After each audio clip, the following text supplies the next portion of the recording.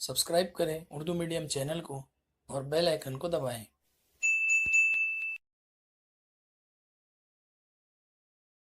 अस्सलाम वालेकुम। आज के लेक्चर में हम 10वीं जमात जोग्राफिया के सबक नंबर 5 कुदरती नबातात और हैवानात के सवालात और जवाबात करेंगे। इससे पहले मैं इस सबक के नक्शा ख्वानी करा चुका हूं, जिसकी लिंक आपको डिस्क्रिप्शन में मिल जाएगी। अगर आपने वो वीडियो नहीं देखा है तो आप डिस्क्रिप्शन में लिंक को देखकर उस वीडियो को देख सकते हैं। आइए इसके सवालात और जवाबात की तरफ चलते हैं। देखिए यहाँ पर सबसे पहला सवाल, सबक में दी हुई मालूमात अशकाल और नक्शों की मदद से जदोल मुकम्मल कीजिए। यहाँ पर है जंगलात की किस्म, खुसूसियत, भारत का इलाका और ब्राज़ील का इलाका। सबसे पहला है मुंतके हार्रा के जंगलात। इसकी खुसूसियत है चौड़े पत्तों वाले सदाबहार दरख्त। और भारत के कौन से इलाके में है तो यहाँ पर लिखा हूँ मैंने, अंडमान निकोबार जज़ायर, मगरिबी घाट वगैरह। और ब्राज़ील के इलाके में आएगा दरियाए अमेज़न की वादियाँ। उसके बाद दूसरा है नीम खुश्क कांटेदार जंगलात। तो इसकी खुसूसियत है कि यहाँ पे छोटे पत्तों वाले नबातात और कम ऊंचे नबातात होते हैं। और भारत का इलाका है गुजरात, राजस्थान। और ब्राज़ील का इलाका है खुश्क चौगोशा का इलाका, जिसे क्वाड्रिलेटरल या ड्राई क्वाड्रिलेटरल भी कहते हैं अंग्रेजी में। इसके बाद है तीसरा सवाना। सवाना की खुसूसियत है छोटी झाड़ियों जैसे दरख्त या छोटी झाड़ियाँ और खुश्क दुश्वार गुजार घास।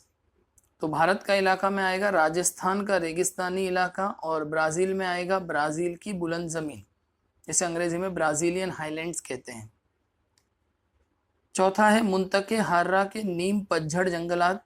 खुसूसियत है मखलूत किस्म के नबातात और भारत का इलाका में है यहाँ पर पंजाब, उत्तर प्रदेश, बिहार वगैरह। और ब्राज़ील का इलाका में है पैराग्वे, पेराना दरियाओं की वादी का इलाका।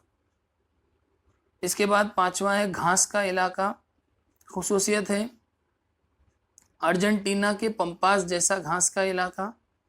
भारत में इसका है हरियाणा, मगरबी बंगाल वगैरह। और ब्राज़ील में है ब्राज़ील का इंतहाई जुनूबी इलाका। आइए दूसरा सवाल देखते हैं। दूसरा सवाल है मुतफर्रिक जुज़ पहचानिए। अलिफ है ब्राज़ील में जंगलात की किस्म। तो इसमें जो मुतफर्रिक है वो है हिमालयाई जंगलात। बाकी सारे जंगलात ब्राज़ील में पाए जाते हैं, हिमालयाई जंगलात नहीं पाए जाते, तो ये मुतफर्रिक है। उसके बाद भारत के हवाले से अगर हम बात करें तो इस्तवाई जंगलात भारत में नहीं है, बाकी ये तीनों हैं। जीम है ब्राज़ील के जंगली जानवर। तो एनाकोंडा, तामरिन और मकाव ये तीनों ब्राज़ील में पाए जाते हैं। शेर बब्बर नहीं पाया जाता, तो शेर बब्बर इसमें मुतफर्रिक जुज़ हैं। दाल है भारतीय नबातात। तो भारतीय नबातात में ऑर्किड जो है ये नहीं पाया जाता, बाकी तीनों पाए जाते हैं। तीसरा सवाल है जोड़ियां लगाइए जंगलात की किस्म और दरख्त की किस्म। तो जंगलात की किस्म में पहला है सदाबहार जंगलात। इसका है पाव ब्राज़ील। इसके बाद है पतझड़ के जंगलात। इसका है सागवान। साहिली जंगलात सुंदरी। हिमालय के जंगलात पाइन। और कांटेदार जंगलात खेजरी कहते हैं इसे। उसके बाद चौथा सवाल है मुख्तसर जवाब लिखिए। बच्चों ये सारे सवाल मैं पढ़ देता हूँ एक साथ, और फिर एक एक करके आपको सबके जवाबात जो है वो एक साथ मैं आपको बता दूंगा तमाम सवालात के।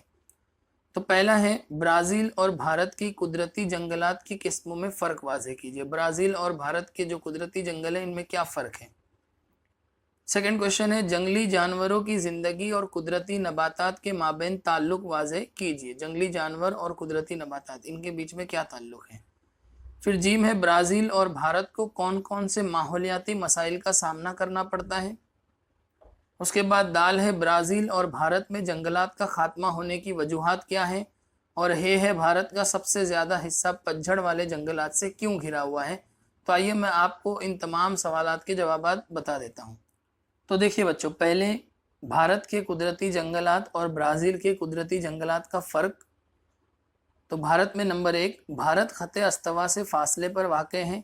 अगर आपने नक्शा देखा होगा या मैंने पहले भी जो सबक पढ़ाए हैं उसमें मैंने बताया है कि भारत कहाँ पर है। सबक नंबर 2 के वीडियो में भी आप देख सकते हैं, आपको पता चल जाएगा।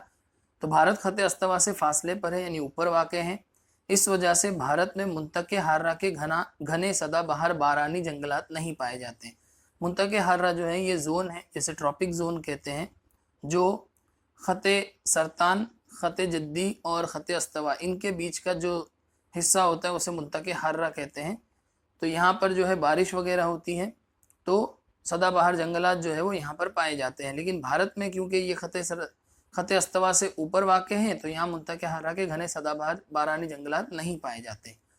अब ब्राज़ील में क्या होता है, ब्राज़ील के खते इस्तवा से करीब शुमाली हिस्से में भरपूर बारिश और सूरज की रोशनी पड़ती है। ये भी मैंने सबक नंबर 2 में बताया है नक्शे के अंदर कि ब्राज़ील के शुमाली हिस्से से जो है वो खते अस्तवा गुजरता है, तो इसलिए वहाँ पर बारिश भी होती है, सूरज की रोशनी भी पड़ती है। इस वजह से ब्राज़ील के शुमाली हिस्से में मुंतके हर्रा के घने सदाबहार बारानी जंगलात पाए जाते हैं। इसके बाद है पॉइंट नंबर 2, भारत के शुमाली हिस्से में हिमालय के पहाड़ी सिलसिले के इंतहाई बुलंद इलाके में मौसमी फूलों के पौधों के जंगलात, औसत बुलंदी वाले इलाकों में पाइन, देवदार, फर, स्प्रूस जैसे मखरूती पत्तों वाले दरख्तों के जंगलात और दामन में मखलूत जंगलात पाए जाते हैं। ये बताया है कि भारत के शुमाली हिस्से में जो हिमालय के पहाड़ी सिलसिले हैं वहाँ पर किस तरह के जो है वो नबातात पाए जाते हैं। तो इंतहाई बुलंद इलाके में फूलों के पौधों के जंगलात हैं, औसत बुलंदी में पाइन, देवदार, फर, स्पेरोस जैसे मखरूती पत्तों वाले, मखरूत कहते हैं कॉनिकल, इंग्लिश में कहते हैं कॉनिकल शेप, वो जो कोन की तरह होता है, ऐसे दरख्तों के पत्ते होते हैं। और दामन में जो है मखलूत जंगलात, मिक्स जंगलात पाए जाते हैं। और ब्राज़ील में है, ब्राज़ील में इंतहाई बुलंद और बर्फपोश पहाड़ नहीं पाए जाते। इस वजह से भारत में पाए जाने वाले हिमालयाई जंगलात ब्राज़ील में नहीं पाए जाते, क्योंकि वहाँ बर्फपोश पहाड़ नहीं है, तो इसलिए वहाँ पे हिमालयाई जंगलात जो भारत में पाए जाते हैं वो ब्राज़ील में नहीं पाए जाते। आइए दूसरा सवाल देखते हैं बच्चों। देखिए दूसरा सवाल था, ब्राज़ील और भारत में जंगली जानवरों की ज़िंदगी और कुदरती नबातात के माबैन ताल्लुक़ वाज़े कीजिए। तो जवाब है, पहला पॉइंट, कुदरती नबातात सब्जी खोर जानवरों और परिंदों की खुराक है, और सब्जी खोर जानवर गोश्त खोर जानवरों की खुराक है। ख़ास किस्म की कुदरती ग़िज़ा के हामिल नबातात जिन इलाकों में पाए जाते हैं वहाँ सब्जी खोर जानवर और परिंदे बड़ी तादाद में पाए जाते हैं। यानी जहाँ पे कुदरती ग़िज़ा जो है नबातात से मिलती है वहाँ पे सब्जी खाने वाले जानवर होते हैं। तो जहाँ पे सब्जी खाने वाले होते हैं वहाँ पर ऐसे इलाकों में गोश्तखोर जानवर भी कसीर तादाद में पाए जाते हैं। यानी नबातात होती हैं तो नबातात को खाने वाले सब्जी खोर जानवर आते हैं, और सब्जी खोर जानवर को खाने के लिए फिर गोश्तखोर जानवर आते हैं। तो इस तरह जानवरों और नबातात के बीच में ताल्लुक़ है। तो यहाँ मिसाल दिया है, ब्राज़ील के घास के खित्तों में घास चरने वाले मुख्तलिफुल नूह हिरन पाए जाते हैं, ये घास को चरते हैं। इन हिरनों का शिकार करने वाले चीते भी यहाँ बड़ी तादाद में पाए जाते हैं। तो नबातात पे जो है वो इन्हिसार करते हैं हिरन, और हिरन पे इन्हिसार किया चीता ने, ऐसा बताया है। भारत के बारे में भी है, मसलन भारत के घास के खित्तों में मुख्तलिफ अक़साम के कीड़े मकोड़े पाए जाते हैं, और इन कीड़ों को खुराक बनाने वाले माल ढोक भी यहाँ पाए जाते हैं। माल ढोक मैंने बताया है ग्रेट इंडियन बस्टर्ड कहते हैं, जो एक गिद्ध की तरह बड़ा परिंदा होता है जो भारत में पाया जाता है। पांचवा पॉइंट है, उमूमन जिस इलाके में कुदरती नबातात बड़े पैमाने पर पाई जाती हैं वहाँ जंगली जानवर और परिंदे भी बड़ी तादाद में पाए जाते हैं। जहाँ पर कुदरती नबातात होते हैं वहाँ जंगली जानवर और परिंदे भी होते हैं। इसकी मिसालें यहाँ पर ब्राज़ील के खते इस्तवा के करीब के इलाकों में मुख्तलिफ अक़साम की नबातात पाई जाती हैं जो खते इस्तवा से करीब है। नतीजतन इन इलाकों में मुख्तलिफ अनवा के जानवर और परिंदे भी पाए जाते हैं। पॉइंट नंबर 7 है, जिन इलाकों में कुदरती नबातात का तनासुब कम होता है वहाँ जंगली जानवर और परिंदे भी निस्बतन महदूद तादाद में पाए जाते हैं। यहाँ पर क्या बोला कि जहाँ पर कुदरती नबातात ज़्यादा होते हैं वहाँ जंगली जानवर परिंदे ज़्यादा होते हैं। यहाँ कह रहा है कि जहाँ पे कुदरती नबातात कम होते हैं वहाँ जंगली जानवर और परिंदे भी कम होते हैं। जैसे मिसाल दिया है, भारत के रेगिस्तानी इलाकों में नबातात का तनासुब महदूद है, नतीजतन इन इलाकों में महदूद पैमाने पर जानवरों और परिंदों की अक़साम भी पाई जाती है। मतलब यहाँ पे महदूद है, अगर नबातात महदूद है तो जानवर भी महदूद है, अगर नबातात की तादाद बड़े पैमाने पर है तो वहाँ जानवर भी बड़े पैमाने पर है। तो इस तरह नबातात और जंगली जानवरों का या एक दूसरे पे इन्हिसार है। चलिए अगला सवाल था, ब्राज़ील और भारत को कौन कौन से माहौलियाती मसाइल का सामना करना पड़ता है। तो जवाब है, दर्ज झेल माहौलियाती मसाइल का सामना करना पड़ता है। नंबर 1, बढ़ती आबादी के लिए रिहाइश की गर्ज से ईंधन और गश्ती काश्तकारी के लिए दोनों ममालिक में बड़े पैमाने पर जंगलात को काटा जाता है। आबादी की वजह से, ताकि रहने के लिए जगह बनाई जाए इसलिए जंगल काटते हैं। ईंधन के लिए यानी फ्यूल का इस्तेमाल करने के लिए लकड़ी को काटा जाता है। और गश्ती काश्तकारी जो घूम घूम कर खेती बाड़ी की जाती है, जहाँ जंगलात को फिर जला दिया जाता है, तो इस तरह की खेती बाड़ी करने के लिए भी जंगलात को काटा जाता है। आमतौर पर गश्ती काश्तकारी जो होती है वो फॉरेस्ट यानी कि जंगल की ज़मीन पे की जाती है, तो इसलिए जंगलात को काटा जाता है। तो इसलिए दोनों ममालिक को बेतहाशा जंगलात की कटाई के मसले का सामना करना पड़ता है। तो ये एक पॉइंट कॉमन हो गया ब्राज़ील और भारत में। दूसरा पॉइंट, दोनों ममालिक में बढ़ती शहरकारी यानी शहरों का बनना, अंग्रेजी में कहते हैं अर्बनाइजेशन। तो बढ़ती शहरकारी के सबब आलूदगी के मसाइल में भी इजाफा हुआ है, आलूदगी भी बढ़ रही है दोनों मुल्कों में। तीसरा पॉइंट है, बढ़ती हुई आलूदगी, जंगलात की कटाई वगैरह असबाब से दोनों ममालिक को माहौलियाती तनज़्ज़ुली के मसले का सामना करना पड़ रहा है। यानी माहौल का वहाँ तनज़्ज़ुल यानी कि माहौल जो है वो ख़राब हो रहा है। अंग्रेजी में हम इसको कहेंगे एनवायरमेंटल डिग्रेडेशन। मैं आपको अंग्रेजी में भी इसलिए बताता हूँ ताकि साथ ही साथ आपकी इंग्लिश भी जो है वो कुछ अल्फाज आप इंग्लिश के सीख जाओ, ताकि इंशाल्लाह जब आप कॉलेज में जाओ तो आपको ये लफ्ज़ से आगाही हो, कम से कम आपने ये लफ्ज़ कभी तो भी सुने हो, बस इसीलिए मैं इंग्लिश में बताता हूँ। तो माहौल भी दोनों मुल्कों में ख़राब हो रहा है, ये भी मसला है। और चौथा पॉइंट है, माहौलियात की तनज़्ज़ुली के सबब दोनों ममालिक में मुख्तलिफ़ अक़साम की नबातात, जानवर और परिंदों के वजूद को ख़तरा लाहक है। जैसे माहौल ख़राब हो रहा है तो माहौल के ख़राब होने की वजह से, एनवायरनमेंट के डिग्रेड होने की वजह से वहाँ पे अलग किस्म के नबातात, जानवर या परिंदे जो है ये भी नहीं हो रहे। तो ये मसाइल है भारत और ब्राज़ील को। इसके बाद अगला सवाल था, ब्राज़ील और भारत में जंगलात के खात्मे की वजूहात क्या हैं? तो दर्ज झेल वजूहात है। नंबर 1, भारत और ब्राज़ील दोनों ममालिक में बढ़ती आबादी की रिहाइश के लिए जगह की किल्लत पैदा हो गई है। जो भी हमने पढ़े, आबादी के लिए जगह कम है, रिहाइश के लिए जगह फराहम करने की गर्ज से दोनों ममालिक में बड़े पैमाने पर जंगलात काटे जाते हैं, जंगलों को काट दिया जाता है। तीसरा पॉइंट है, जंगलात के दरख्त काटकर या जलाकर ब्राज़ील में रोका और भारत में झूम किस्म की गश्ती काश्तकारी की जाती है। ये गश्ती काश्तकारी की किस्म है, यानी उसका नाम दिया है। ब्राज़ील में उसे रोका कहते हैं, भारत में झूम कहते हैं। और रिहाइश के लिए ज़मीन फराहम की जाती है। चौथा पॉइंट है, लोग ईंधन के तौर पर इस्तेमाल करने के लिए बड़े पैमाने पर जंगलात के दरख्त काटते रहते हैं। तो इस तरह जंगलात का खात्मा हो रहा है ब्राज़ील और भारत में। अगला सवाल था हमारा, भारत का बेशतर हिस्सा पतझड़ के जंगलात से क्यों घिरा हुआ है? तो इसका जवाब है, खुश्क मौसम यानी मौसम गर्मा में अमल तफ़कीर से पानी की किल्लत ना हो जाए। अमल तफ़कीर कहते हैं पानी का भाप बन के उड़ना।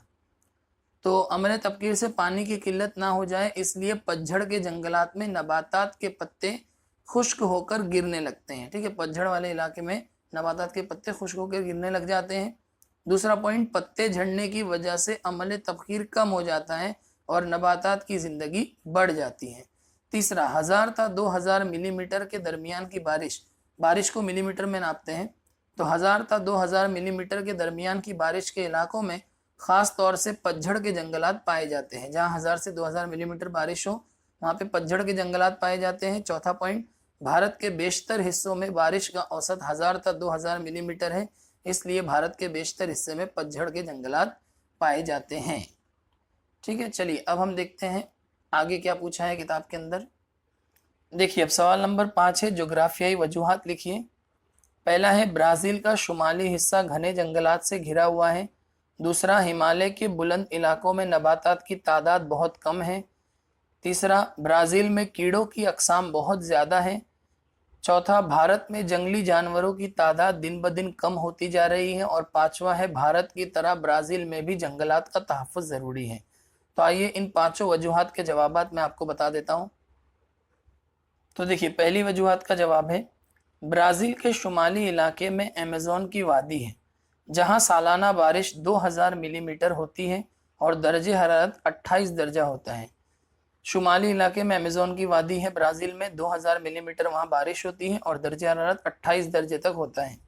ब्राज़ील का शुमाली इलाका ख़त अस्तवा के करीब होने के सबब यहाँ खूब बारिश और रोशनी होती है, जिससे नबातात की अफजाइश जल्द और तवील होती है। इसी वजह से आगे सवाल लिख देना है। आइए दूसरा सवाल देखते हैं। दूसरा क्या है? दूसरी वजूहात थी, हिमालय के बुलंद इलाकों में नबातात की बहुत कम तादाद पाई जाती है। तो जवाब है, हिमालय के बुलंद इलाकों में दर्जे हरारत बहुत ही कम होता है। हिमालय के अंदर ठंड पड़ती है, बर्फ़ पड़ती है, तो दर्जे हरारत कम होता है। कहीं कहीं तो दर्जे हरारत 0 से भी कम होता है। हिमालय के बुलंद इलाके में हर जगह बर्फ़ की तहें होती हैं, बर्फ़ की परत जमी होती है, लेयर होता है बर्फ़ की। दूसरा, इंतहाई सर्द आबो हवा और बर्फ की तहों की वजह से हिमालय में नबातात की अफजाइश बड़े पैमाने पर नहीं होती, बर्फ जमे होते हैं तो नबातात नहीं उगते। तीसरा पॉइंट, मौसम गर्मा में हिमालय का दर्जा हरारत निस्बतन ज्यादा होता है और बर्फ भी पिघलती है। मौसम गर्मा यानी गर्मी के मौसम में दर्जा हरारत बढ़ता है तो बर्फ पिघलती है। चुनांचा, मौसम गर्मा में हिमालय में मौसमी फूल पत्ते लगते हैं जो मौसम के हिसाब से लगते हैं गर्मी के मौसम में, लेकिन मौसम सरमा के आते ही ये खत्म हो जाते हैं, ठंडी आते ही खत्म हो जाते हैं क्योंकि फिर से बर्फ जम जाती है। इसलिए हिमालय के बुलंद इलाकों में नबातात बहुत कम पाई जाती हैं। चलिए उसके बाद अगला सवाल है, ब्राजील में कीड़े मकोड़ों की अकसाम बहुत ज्यादा है। तो इसका जवाब है कीड़े मकोड़ों की अफजाइश आमतौर पर घने जंगलात, घास के खित्तों और दलदली इलाकों में होते हैं। तो ब्राजील में घने जंगलात भी हैं, घास के खित्ते भी और दलदली इलाके भी हैं। तो देखिए यहाँ पे है, दरख्तों के पत्ते, घास फूस, फूलों का रस वगैरह आमतौर पर इन कीड़े मकोड़ों की खुराक होती है, ये वो लोग खाते हैं। तीसरा, ब्राजील के शुमाली हिस्से में घने बारानी जंगलात, देखिए घने जंगलात भी हैं शुमाल में। पैराग्वे पैराना दरियाओं की वादी में घास के खित्ते हैं और पेंटेनॉल में दलदली इलाके पाए जाते हैं, इसलिए ब्राजील में कीड़े मकोड़ों के अकसाम बहुत ज्यादा हैं। तो यानी कि जहां उनकी अफजाइश होती है वो इलाके भी ब्राजील में है, फिर उनकी जो खुराक है वो खुराक भी ब्राजील में है, तो इस वजह से वहां पे कीड़े मकोड़ों के अकसाम ज्यादा हैं। चलिए अगला सवाल हम देखते हैं, भारत में जंगली जानवरों की तादाद दिन ब दिन कम होती जा रही है। ये अहम सवाल है बच्चों। भारत की बढ़ती आबादी की रिहाइश और ईंधन की जरूरत की तकमील के लिए बड़े पैमाने पर जंगल के दरख्तों की कटाई की जा रही है। एक तो बढ़ती आबादी को रहने के लिए जगह नहीं है तो जंगल काटे जा रहे हैं, फिर ईंधन प्रोवाइड करने के लिए, ईंधन मुहैया करने के लिए भी जंगल काटे जा रहे हैं। भारत में इस तरह जंगलात की बेतहाशा कटाई की वजह से जंगली जानवरों के मस्कनों को जबरदस्त खतरात लाहक है, यानी कि जंगली जानवरों के जो घर हैं उनको खतरा हो गया है। उसके बाद दूसरा पॉइंट, भारत में शहरकारी में तेज रफ्तारी से इजाफा हुआ है, शहर दिन ब दिन तेजी से बढ़ते जा रहे हैं। इस वजह से भारत में कई तरह की आलूदगी में इजाफा हो रहा है, आलूदगी भी बढ़ रही है। तो आलूदगी की वजह से जानवरों की सेहत को खतरा लाहक हो गया, तो ये दो वजह हो गई। तीसरा, भारत में जानवरों का शिकार और स्मगलिंग के मसाइल बढ़ते जा रहे हैं। उसके बाद भारत में झूम के मानिंद गश्ती काश्तकारी के लिए बड़े पैमाने पर जंगलात की कटाई करके या दरख्तों को जलाकर जंगलात को खाली किया जाता है, इसीलिए भारत में जंगली जानवरों की तादाद में दिन ब दिन कमी आती जा रही है। तो ये वजूहात यहाँ पे है बच्चों। चलिए अगला सवाल था हमारा, भारत की तरह ब्राजील में भी जानवरों के तहफ्फुज की जरूरत है। पहला पॉइंट, भारत की तरह ब्राजील में भी बढ़ती आबादी की रिहाइश और ईंधन की जरूरियात की तकमील के लिए बड़े पैमाने पर जंगलात की कटाई की जाती है। जैसा अभी हमने पढ़ा कि भारत में भी ऐसी हो रहा है, ब्राजील में भी यही चीज हो रही है। इसी तरह ब्राजील में जानवरों के मस्कन को खतरा लाहक हो गया है, तो जानवरों के घरों को भी वहां खतरा लाहक है। दूसरा, भारत की तरह ब्राजील में भी जानवरों के शिकार और इनकी गैर कानूनी स्मगलिंग बड़े पैमाने पर होती है। भारत की झूम गश्ती काश्तकारी की तरह ब्राजील में भी रोका किस्म की गश्ती काश्तकारी के लिए जंगलात की कटाई या दरख्तों को जलाकर जमीन हासिल की जाती है। तो जैसा भारत में हो रहा है सेम चीज वहां पे ब्राजील में भी हो रही है। तो इन मसाइल की वजह से भारत में जिस तरह जंगली जानवरों की तादाद में कमी आती जा रही है, बिल्कुल इसी तरह ब्राजील में भी जंगली जानवरों की तादाद में दिन ब दिन कमी आती जा रही है। दोनों ममालिक में जानवरों की कुछ नस्लें मादूम होती जा रही हैं, मादूम यानी कम होती जा रही हैं, उनकी नस्लें खत्म होते जा रही हैं, और कुछ नस्लें बिल्कुल नाबूद हो चुकी है, यानी कि खत्म हो गई, एक्सटिंक्ट हो गई है। इसलिए जानवरों की नस्लों के तहफ़्फ़ुज़ के नुक्ते नज़र से भारत की तरह ब्राज़ील में भी जानवरों के तहफ़्फ़ुज़ की ज़रूरत है। इसलिए जानवरों की हिफाजत के लिए जैसे भारत में इक़दाम उठाए जा रहे हैं, कदम उठाए जा रहे हैं, वैसे ही ब्राज़ील में भी उठाए जा रहे हैं। तो बच्चों इसी के साथ इस सबक के तमाम सवालात और जवाबात मैंने आपको समझा दिए। मैं उम्मीद करता हूँ ये आपको समझ में आए होंगे, और अगर आपको मेरा वीडियो अच्छा लगा तो प्लीज़ इसे लाइक करिए, अपने दोस्तों में इसे शेयर कीजिए, कमेंट कीजिए और इस चैनल को ज़रूर सब्सक्राइब कीजिए। शुक्रिया।